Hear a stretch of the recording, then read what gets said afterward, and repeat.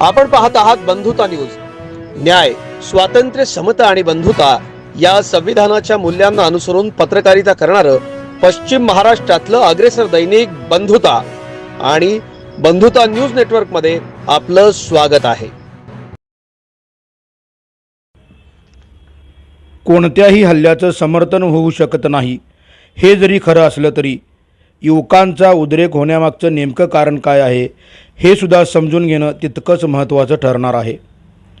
कॅफेच्या नावाखाली सुरू असलेली काळी कृत्ये, वारंवार निवेदने देऊनसुद्धा आणि मागणी करूनसुद्धा कॅफेवर न बसलेला आळा आणि एका मुलीला ब्लॅकमेलिंग करून तिच्यावर केलेला अत्याचार, यामुळे संतप्त झालेल्या शिवप्रतिष्ठान युवा हिंदुस्थानच्या धारकऱ्यांनी सांगलीतील 3 कॅफेची तोडफोड करून चुराडा करून टाकला।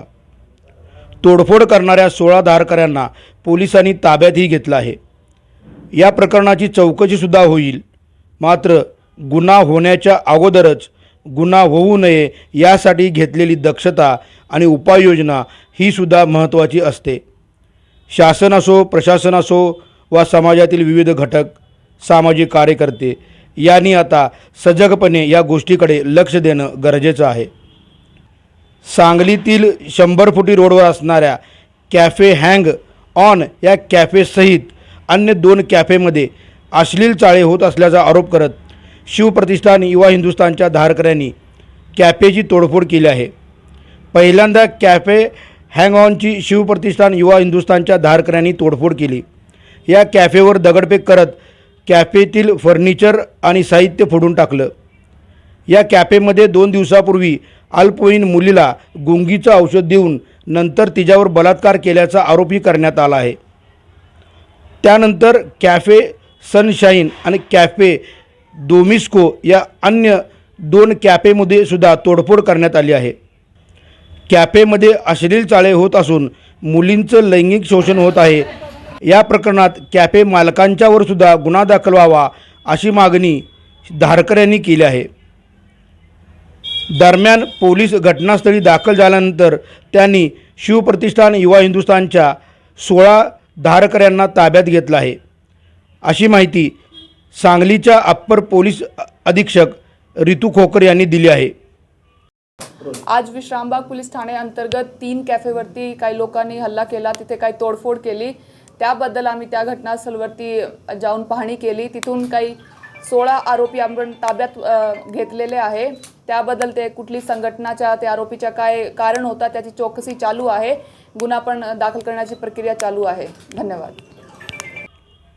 दरम्यान हे गंभीर प्रकरण सांगलीत होत असल्याची तक्रार शिवप्रतिष्ठान युवा हिंदुस्थान संघटनेने यापूर्वीच मुख्यमंत्री, गृहमंत्री, IG यांच्याकडे निवेदनाद्वारे केली होती। या विषयावर विधानसभेत प्रश्नसुद्धा विचारण्यात आला होता, मात्र सांगली पोलिसांनी अद्यापपर्यंत या प्रकरणाकडे गांभीर्याने पाहिले नसल्याचा आरोप शिवप्रतिष्ठान युवा हिंदुस्थानचे संस्थापक अध्यक्ष नितीन चौगुले यांनी केला आहे। गेले 1.5 वर्ष श्री शिवप्रतिष्ठान युवा हिंदुस्थानच्या वतीने सांगली सहित संपूर्ण महाराष्ट्रामध्ये जे अवैध कॉफी शॉप, बेकायदेशीर कॅफे सुरू आहेत त्याच्या विरोधात आंदोलन सुरू आहे। अनेक वेळा प्रेस कॉन्फरन्स घेतलेली आहे, अनेक वेळा आमच्या सांगलीच्या प्रशासनापासून ते महाराष्ट्राच्या मुख्यमंत्र्यांपर्यंत, उपमुख्यमंत्री देवेंद्रजींपर्यंत आम्ही ही निवेदनं दिलेली आहेत। या संदर्भामध्ये महाराष्ट्राच्या विधानसभेमध्ये अधिवेशन काळामध्ये काही आमदारांनी प्रश्न विचारलेले आहेत। देवेंद्रजी फडणवीस यांनी याविषयी स्पेशल सगळ्या महाराष्ट्रामध्ये सूचना दिलेल्या असतानासुद्धा सांगलीमध्ये अशा प्रकारचे कॅफे शॉप आजपर्यंत सुरू आहेत, ज्या कॅफेमध्ये अश्लील प्रकारांसाठी खोल्या उपलब्ध करून दिल्या जातात। या कॅफे शॉपमध्ये वेगवेगळे कंपार्टमेंट्स आहेत, बेड उपलब्ध करून दिले जातात। अल्पवयीन मुलं मुली यांना 200 ते 300 रुपये तासाला भाडं घेतलं जातं आणि काळ्या पडद्याच्या मागे कंपार्टमेंटमध्ये त्यांना प्रायव्हसी दिली जाते। या कॅफे शॉपमध्ये अंमली पदार्थांची विक्रीसुद्धा होते, गांजासहित ड्रग्ज विकले जातात। या कॅफेमध्ये गर्भनिरोधक गोळ्यांपासून ते प्रतिबंधक ह्याच्यापर्यंत सर्व काही या मुलांना, अल्पवयीन मुलांना सप्लाय केला जातो. वारंवार तक्रार देऊन आमच्या निवेदनाची रद्दी या प्रशासनानं केलेली आहे. हे जे निवेदन आहे, अशा प्रकारची निवेदनं देऊन सांगलीमध्ये जे कॅफे सुरू आहेत याची ही लिस्टसुद्धा आम्ही आमच्या तत्कालीन SP-ना दिली होती. आणि अशा प्रकारे अनेक कॅफे शॉप या महाराष्ट्रात सांगलीत सुरू आहेत.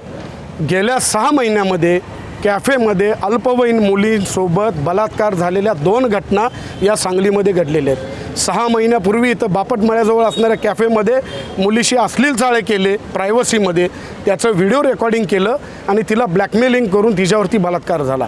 त्याची FIR विश्रामबाग पोलीस स्टेशनला नोंद आहे. इथे सुद्धा काल एक FIR नोंद झालेली आहे विश्रामबाग पोलीस स्टेशनला.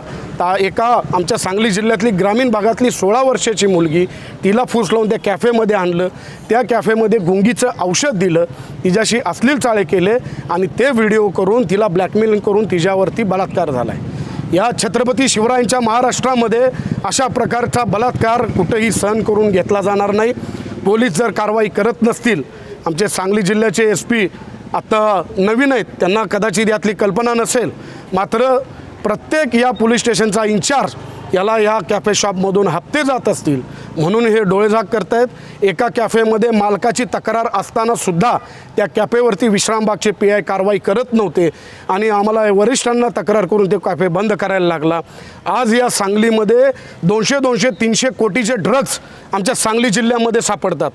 कुठं आपण या सांगली जिल्ह्याला आणि महाराष्ट्राला नेणार आहे? या यूथचं काय करणार आहे आपल्या? आज Mumbai police, narcotics department, Pune ग्रामीण पोलीस येऊन सांगलीमध्ये कारवाई करतं आणि आमच्या सांगलीतले त्या एरियातले इन्चार्ज काय झोपा काढतात का?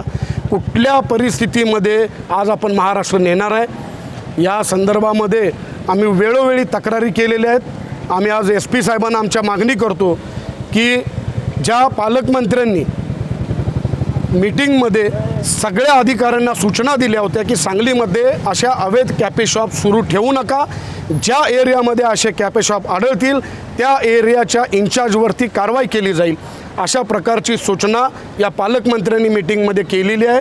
त्या पद्धतीनं आमच्या सांगलीच्या SP-नी, आमच्या कोल्हापूर परिक्षेत्राचे IG माननीय सुनील फुलारी साहेब यांनी या इन्चार्जवरती कारवाई करावी आणि आज आणि उद्या 2 दिवसामध्ये सांगलीमध्ये जे बाकीचे बेकायदेशीर कॅफे शॉप सुरू आहेत त्याच्यावरती कडक कारवाई करावी. इथून पुढे आज फक्त 2-3 कॅफेंवरती कारवाई झालेली आहे. संपूर्ण सांगलीसहित महाराष्ट्रामध्ये या पद्धतीची कारवाई करण्यासाठी आम्हाला रस्त्यावर उतरायला लागेल. प्रसंगी आम्हाला सांगली बंदची हाक द्यावी लागेल. नसेल आम्हाला योगीजींशी संपर्क साधून उत्तर प्रदेशमधनं बुलडोजर आणून या कॅफेंवरती चालवायला लागतील. ती वेळ आमच्यावर आणून देऊ नका. प्रसंगी कुठल्याही परिणामाला सामोरं जायला लागेल तर आमची तयारी आहे. त्यांचे PA सतीश पाटील, अमोल कनसे यांच्याशी मी वारंवार 8 दिवस याचा फॉलोअप घेत होतो. आमच्या सांगलीतील एक प्रतिष्ठित जे दैनिक आहे त्याचे संपादक स्वतः फॉलोअप घेत होते, मात्र त्यांनी कुठल्याही प्रकारचा आम्हाला प्रतिसाद दिला नाही.